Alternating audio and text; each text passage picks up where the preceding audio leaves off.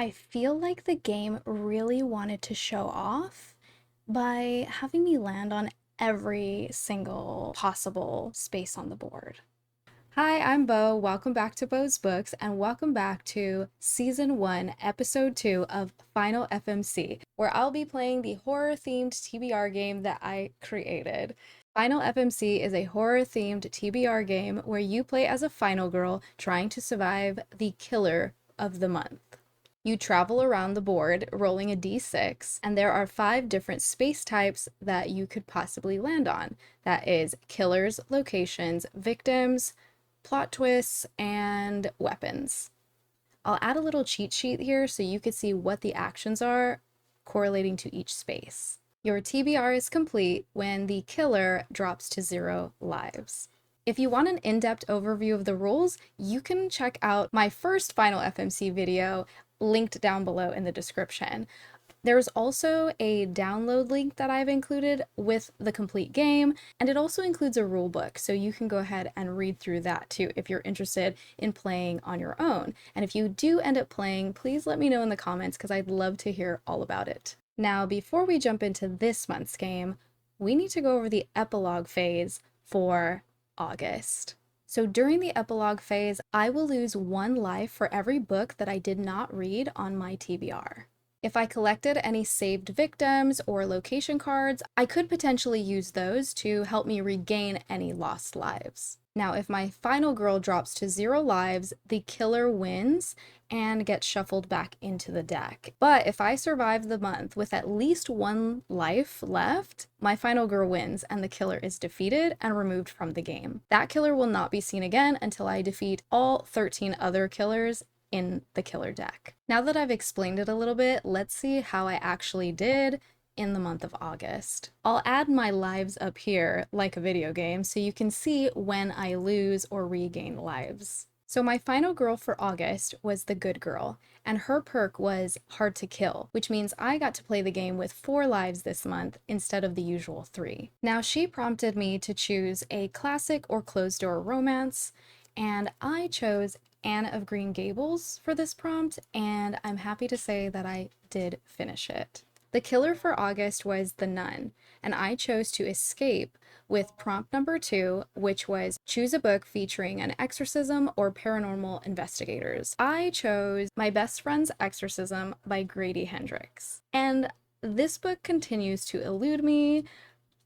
I wasn't able to get to it this month, which means I lose a life. My first official roll on the board landed me on a killer space, so I chose to escape the killer's grasp again by choosing prompt number 3, which was choose a book featuring a religious horror. So I chose The Exorcist by William Peter Blatty, and I'm so happy to say that I finally finished this book.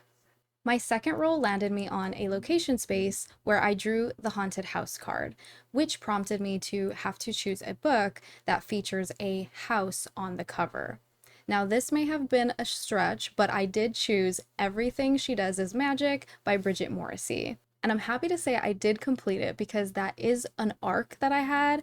This book comes out September 9th, and I'll just tell you right now, I do recommend it. It is very cute. And after reading it, I did find out that Darcy's family owns a paint shop, so she has a business and they live above it, kind of like Bob's Burgers. So technically, even if the cover does show a picture of her family's business, she lives above it, so technically it is her house, and now I'm just justifying, but it doesn't matter because I chose that book and I read it, so yay for me.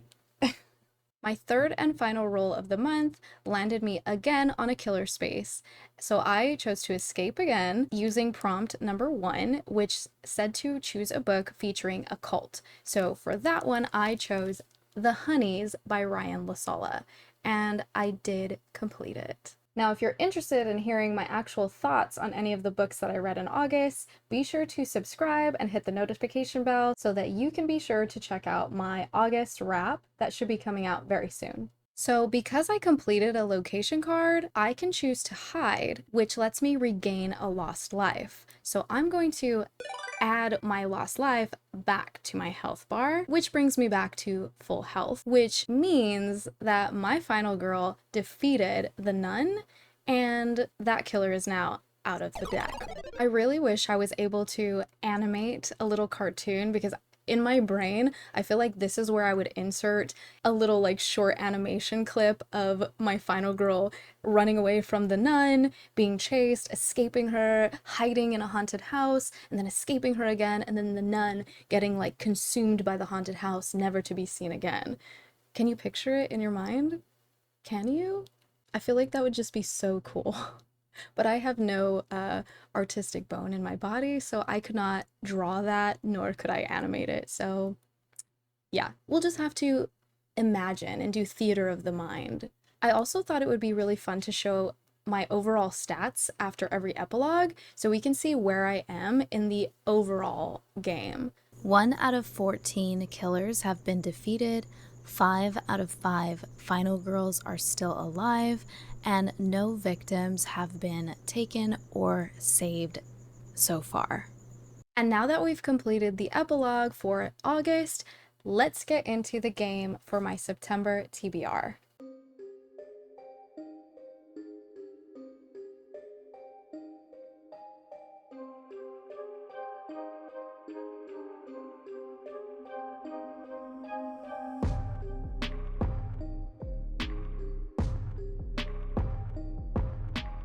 The final girl I chose for September is the cheerleader, and her perk is Rally the Squad. The first time you land on a victim space, you can save them without using a weapon. And her prompt is to add a book to my TBR that features a strong FMC.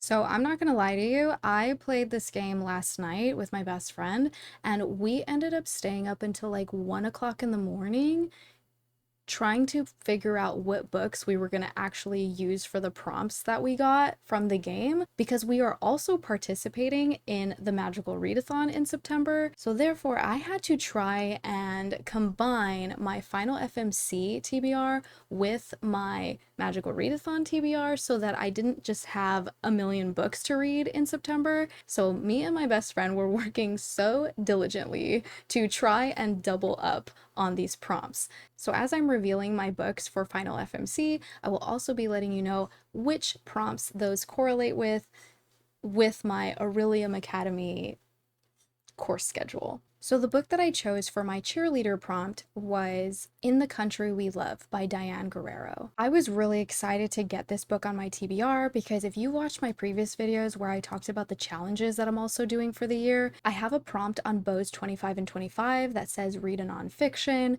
This would qualify. There's also a prompt in the Effing Twisted challenge where I need to read a book about social class.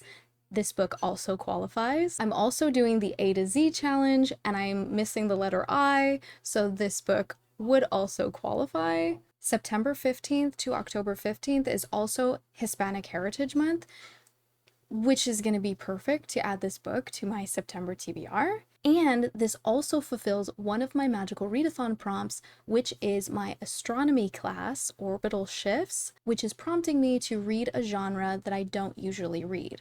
And for that, I chose nonfiction. Although I do enjoy nonfiction, it doesn't often make it onto any of my TBR lists. So this is going to prompt me to actually pick up a nonfiction book. And like I said, this book also qualifies. So if I complete this book, I will be knocking off so many prompts from so many different challenges.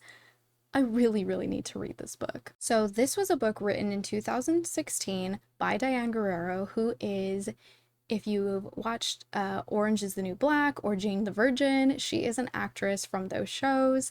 I only watched the first episode of Jane the Virgin. I really need to watch the rest of it because I think it was a really good show, but I never completed it. But I watched every single episode of Orange is the New Black and I love that show and I loved her character in it, and I was amazed to find out how much of an activist Diane actually is and the fact that she even wrote this book. So this is a memoir that Diane wrote about her experience with having her parents and her brother, I believe, deported from America when she was only 14 years old. And because Diane was born in the US, she was allowed to stay. So this book is a very relevant social commentary on everything that's going on right now in the United States, with undocumented residents here and the nightmares that they face just in their day-to-day lives and the families that are affected and being torn apart. So I'm really excited to hear her first-hand account of this situation. And it's crazy to me that she wrote this in 2016 when this is still so highly relevant in 2025. This is a subject that hits home for me because I do live in the Los Angeles area where we have been getting hit really hard by ICE and deportation, and I've witnessed so much craziness in my own backyard. So I am really interested to hear what she has to say on this matter, especially because she is such a huge voice and activist on the subject of immigration reform and social justice.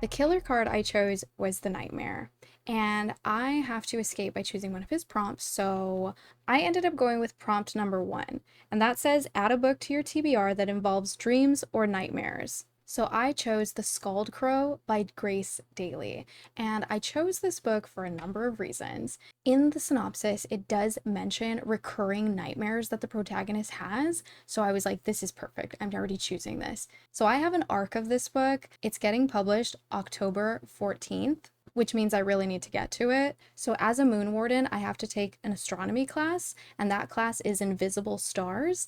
And the prompt for that class is read a book with an invisible illness. So the Scald Crow features an FMC who has chronic pelvic pain. So because this book features a main character with a disability, I can also use this for some of my Herkiad prompts. One of them being a read a book for Disability Pride Month, which was in July. So I do still want to get to honoring a book for that Heritage Month. And it also fulfills another Herkiad prompt, which is to read books featuring characters with disabilities. Now, I found out that this book not only features a main character with a disability, but was written by an author with a disability. Now, I'm going to read you the synopsis so you can see why I chose it for my Final FMC prompt. In the synopsis, it does mention recurring nightmares, so this just fits perfectly. Shot through with gallows humor and speaking in the voice of a trusted best friend, this self-deprecating horror novel explores medical trauma through Irish folklore, asking, can a sick woman ever be trusted? Now, I don't know if I'm going to be saying this character's name right or not, so bear with me. Briege, that's the Irish Briege, not Brigitte, though it's not like she'd correct you, has had a rough go of it. Her mother abused her when she was little. Her best friend and secret crush is too busy chasing some blonde to answer Briege's calls, and she lost her job thanks to chronic pelvic pain with no identifiable cause. As a self-doubting disabled adult, she's certain that everything that has happened to her is her fault. Now, her mother has gone missing, and Briege's only option is to move back into her childhood home in the idyllic Midwestern town of St. Charles, Illinois. Soon the uncanny begins. A particular crow that once harassed her reappears, following her everywhere. A painting of Jesus keeps coming back, no matter how many times she throws it away. Frozen body parts show up in places rubber band balls and door stoppers ought to be. Every night the same nightmare repeats. Her real mother is dead and decaying in the closet, and the identical mother who raised her is not her mother, but it's on Briege's head. It's all her fault. It must be. What other explanation could there be? After all, since when can a sick woman be trusted? Honestly, that synopsis sounds so good, and I'm really excited to finally be getting around to this. I've had the arc for a little bit now, so I really wanted to get to it before the book actually comes out, October 14th. Let me know if you feel like you're excited about this one too, because that one kind of gave me chills. Roll number 1. And I rolled a 3.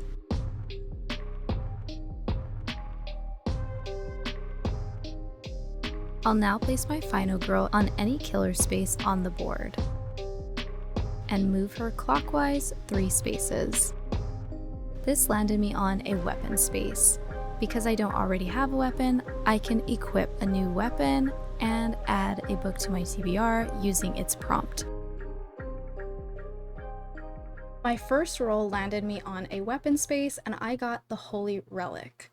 Now the prompt for this says, add a book to your TBR that includes religion or a divine entity. Bonus effect, if used on the nun, this weapon removes 2 lives instead of 1. Now this would have been a great card last month when we had the nun as our killer, but that's okay. Now for this one, I chose a book that I actually have on my physical TBR, so let me grab it really quick.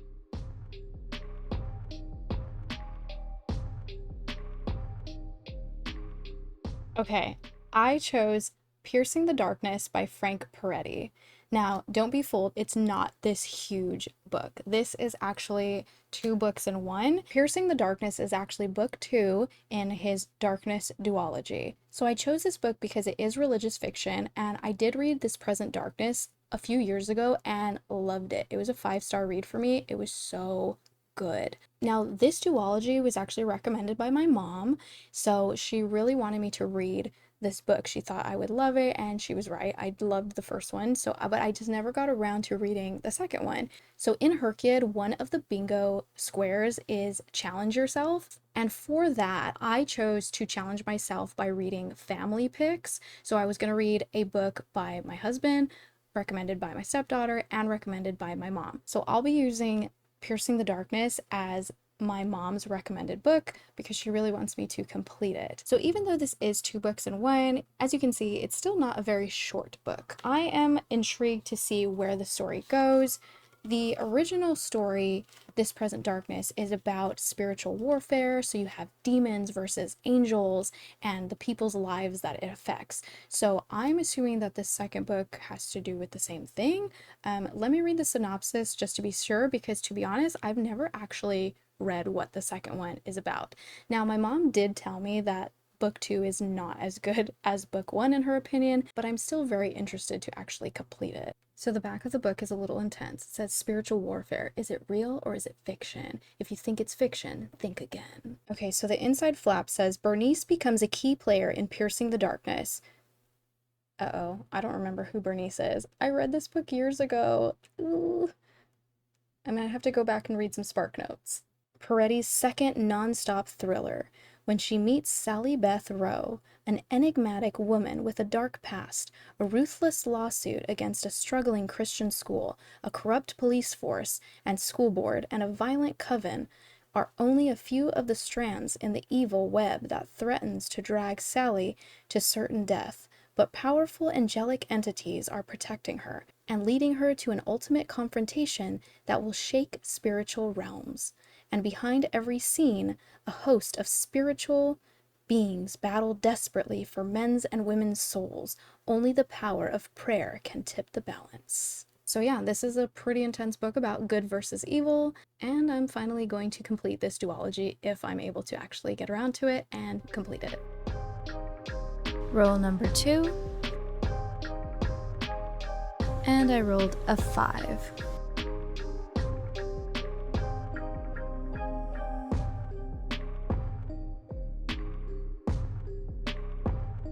I landed on a killer space, but this time, because I have a weapon, I can fight the killer, which means I get to knock off one of his lives without having to add a book to my TBR.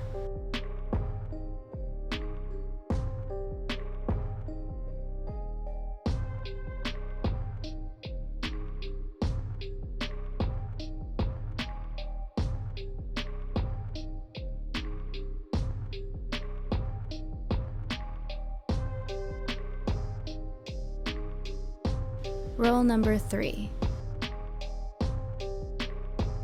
And I rolled a 6.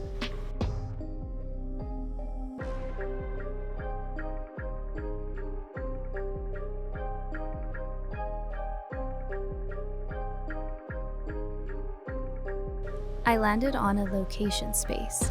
This allows me to draw a location card and this will come in handy during the epilogue phase. It allows me to hide to regain one lost life. My next roll landed me on a location space, and I drew the schoolhouse card, which I was very excited about because this prompted me to pick a book with a school setting, and I already wanted to do that because of back to school Magical Readathon, going back to Aurelium Academy. I really wanted to at least get one book on my TBR that had a school setting, and I just had the perfect book in mind for this specific prompt. So I chose a book that I have an arc for. This book comes out October 25th, and the book is Forsyth Conservatory by A.L. Sterling. So one of the prompts for Bo's 25 and 25 is read a dark academia book, and then there's a prompt in the Effing Twisted Challenge that says read a book by a 2025 debut author. This book qualifies for that as well. And then for Magical Readathon, I'm taking the Spells and Incantations class, which is learning the luck charm. And I rolled a 5, which means I had to read a book between 401 to 500 pages. So this book, I believe, qualifies. Because I have an e-arc, the page numbers are kind of weird, but when I looked at it, I think it's around 461 pages-ish. So I'm just gonna go with that, because that's what it says on my Kindle app when I open it. So yeah, it qualifies. So I've mentioned this book before on my page, but I didn't read you the synopsis, so now I'm going to actually read it to you, so we both have an idea of what we're getting into. Dahlia Blackburn is a failing bookstore keeper and tarot reader who relies on deductive reasoning, not magic, to cast her fortunes, when a stranger calling himself the Meister walks into her shop and offers 3 times her normal rate for a reading. Curiosity and her growing depths compel her to accept. But the reading reveals that the Meister has a far more dangerous infiltrate for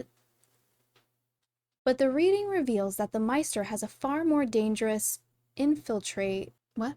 Like a plan to infiltrate? That's maybe written incorrectly. I think that might be a typo on Goodreads. I believe he has a nefarious plan to infiltrate Forsyth Conservatory. We'll go with that. An elite occult arts graduate school, and investigate the alleged suicide of brilliant but troubled student and puzzle maker Julian Earhart. Yes, Julian Earhart. Desperate to care for her ailing mother after her father's recent death, Dahlia agrees to investigate Julian's death. But inside Forsyth's rose thorn-covered walls, Dahlia is thrust into the school's ruthless academic circle, including the alluring trees, Aspen and Sequoia, who are obsessed with creating art that doesn't merely imitate life, but transcends it. As the line between performance and passion blurs, Dahlia must confront the truth about Julian, the conservatory, and the dangerous form of magic that isn't taught but inherited. The cards at Forsyth have already been dealt. Now it's time for Dahlia to play her hand or be consumed by the game. So this is described as Ninth House meets Mexican Gothic in a dark academia mystery where the cards are stacked against reason and the price of knowledge is blood. So I don't know about you, but that sounds very dark and mysterious, and I'm really excited about it. Roll number 4. And I got a 1.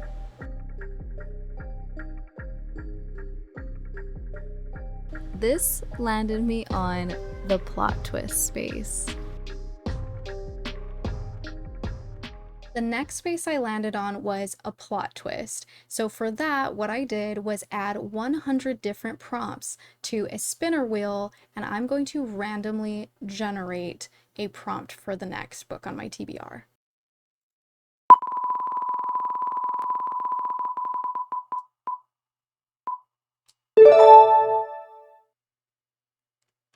I got a translated book. Wait, I think that's actually going to be perfectly aligned with a prompt that I have for the Magical Readathon. Hold that thought. Okay, this is actually perfect because I have a prompt for the Magical Readathon, which is another restoration class, Continental Remedies. And for that class, I needed to generate a random country generator 5 times and then choose one of those countries to read a book from an author from that country. So that correlates perfectly with a translated work. So what I'm going to do is choose one of the countries, pick an author, make sure the book is a translated work, and go from there. So the country I ended up going with was the Czech Republic because I found a book called Closely Watched Trains by Bohumil Hrabal. And in doing a little bit of research, I found out that he is often named one of the best Czech writers of the 20th century. It looks like this is a rather short book that was published in 1965, and the synopsis is, now as I read the synopsis, please forgive me for any poorly pronounced words and names that I will be reading. Bohumil Hrabal's post-war classic about a young man's coming of age in German-occupied Czechoslovakia.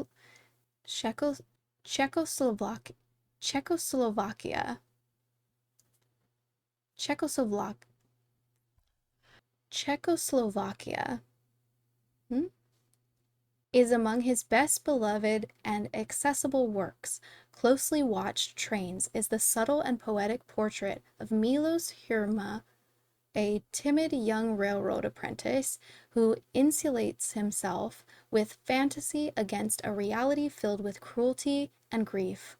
Day after day, as he watches trains fly by, he torments himself with the suspicion that he himself is being watched and with fears of impotency. Hrma finally affirms his manhood, and with a sense of peace and purpose he has never known before, heroically confronts a trainload of Nazis. Milan Kundera called the novel an incredible union of earthly humor and Baroque imagination. After receiving acclaim as a novel, Closely Watched Trains was made into an internationally successful film that won the Academy Award for Best Foreign Film in 1967. Ooh, that's interesting. I could even watch the film after I read the book. Now, Goodreads says that book is only about 86 pages, so that is beautiful. Roll number 5. And I got a 6.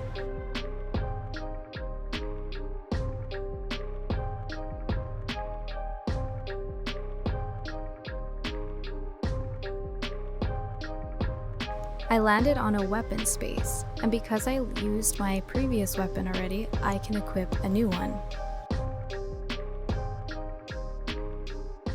My next roll landed me on a weapon space, and I pulled the Cursed Tape. Now the prompt for this one is to read a book set in the 80s, 90s, or early 2000s. The bonus effect would take place if used against the cursed child, but we are not fighting the cursed child this time, so it'll only remove 1 life instead of 2. So for this prompt, I chose Looking for Alaska by John Green, which was published in 2005. I chose this book because it also qualifies for 3 other prompts. So for Bo's 25 and 25 and the Effing Twisted challenge, I needed to read a banned book for both of those challenges, and as discussed in my 10 Before the End video, Looking for Alaska has been a frequently challenged and banned book in the United States. So that qualifies for both of those prompts.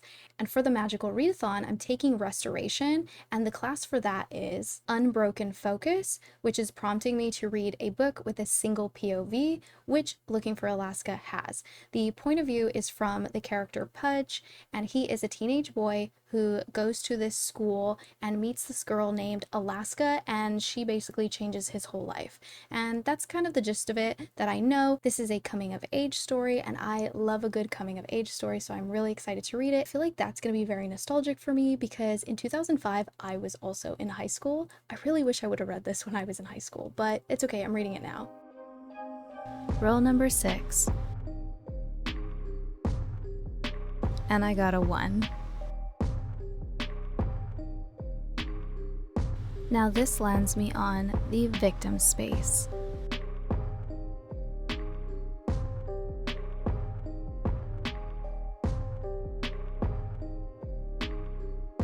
Victims will either be claimed by the killer, or I could save them by using a weapon. But because I have the cheerleader, and her special perk is Rally the Squad, which allows her to save the first victim she encounters without using a weapon, I'm able to save the boyfriend without having to use my cursed tape.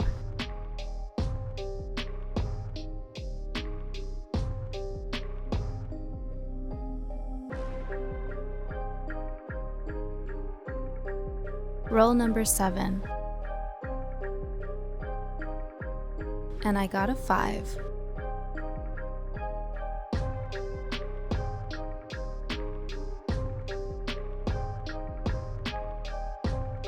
This moves me on to another weapon space.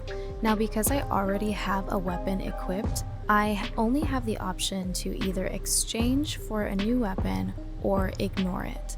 So I'm going to compare the two. And I got the Dreamweaver, which is actually the weapon that gives me a bonus against the Nightmare, but since he's already down to 1 life, it wouldn't really make a difference, so I'm gonna go ahead and keep the Cursed Tape because I like the prompt for that and I want to keep the book that I chose.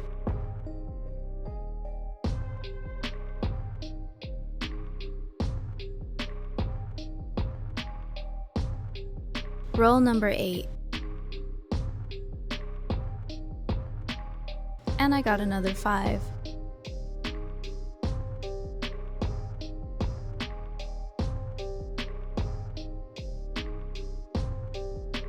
This lands me on another killer space, which means this was my last roll of the game.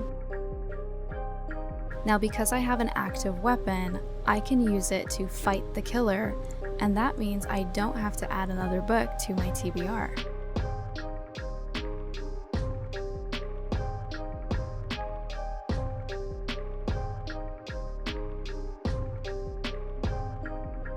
And the killer drops to 0 lives.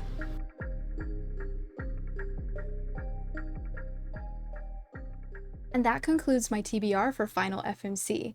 Now, there is one more prompt for the Magical Readathon that I did not get to double up on with my FMC prompts, and that is my Elemental Studies class, where we're learning about Stormcall, which means I need to read a book with water on the cover, and for that, I'm actually choosing a book that is also on my physical TBR, so let me go get it so I can show you.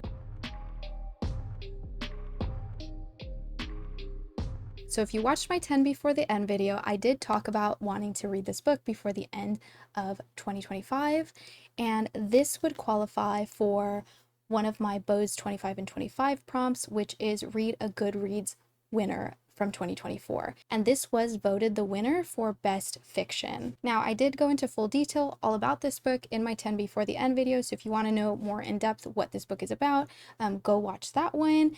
But essentially, it's about a woman who goes to a hotel with the intention of wanting to end her life. But instead of going through with that, she ends up meeting a bride that is getting married that weekend, and they end up bonding, and that's about all I know. So that is going to be the last book going on my TBR for September, which concludes my Final FMC TBR and my Magical Readathon TBR. So I feel like all of that was a lot, but essentially it only added up to 7 books, which is not too bad. I thought it was going to be way worse. So out of those 7 books, I own 2 of them physically, 2 of them I have ARCs for, and the rest I'm going to have to get from the library or purchase from the bookstore. Now, before I let you go, I do have one more thing I want to talk about. Now, the last thing I wanted to talk about is that I will be participating in the Readathon Rebellion hosted by Mel Lenore Reads. I was so excited to see her announcement video that I immediately jumped on to get her bookmark, sticker, and sweatshirt that all go with her Readathon.